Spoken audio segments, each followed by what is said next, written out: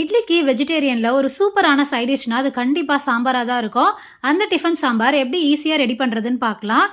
பருப்பை நல்லா கழுவிட்டு 1/2 மணி நேரம் ஊற வச்சுட்டு, அது கூட ஒரு பெரிய சைஸ் வெங்காயம், 2 மீடியம் சைஸ் தக்காளி, ஒரு பெரிய பச்சை மிளகா, 10 பல் பூண்டு, கொஞ்சமாக மஞ்சத்தூள், கட்டி பெருங்காயம் இல்லைன்னா தூள் பெருங்காயம் சேர்த்துட்டு, பொங்கி வராமல் இருக்க 2 ஸ்பூன் அளவுக்கு எண்ணெய் ஊற்றிட்டு 4 விசில் விட்டிங்கன்னா சூப்பராக நல்லா வெந்துடும். இப்போ லைட்டாக இந்த மாதிரி மசிச்சு விட்டிங்கன்னா போதும். தாளிக்க ஒரு கடாயில் கொஞ்சம் எண்ணெய், கொஞ்சம் கடுகு, சீரகம், 5 பல் பூண்டை லைட்டாக தட்டி சேர்த்துக்கிட்டு, ஒரு காஞ்ச மிளகா, கொஞ்சமாக கருவேப்பிலையில் சேர்த்துட்டு, இப்போ இது கூட 1 ஸ்பூன் அளவுக்கு குழம்பு மிளகாய் தூள் இல்லைன்னா சாம்பார் தூள் சேர்த்துட்டு லைட்டாக இந்த மாதிரி எண்ணெயிலேயே வதக்கி விட்டிங்கன்னா பச்சை ஸ்மெல்லும் போயிடும். டேஸ்ட்டும் நல்லா சூப்பராக இருக்கும், வாசனையாகவும் இருக்கும்.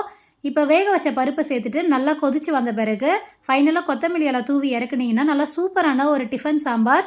இட்லி, தோசை, பொங்கல் எல்லாத்துக்குமே சூப்பராக இருக்கும். கண்டிப்பாக ட்ரை பண்ணி பாருங்கள். பாய்.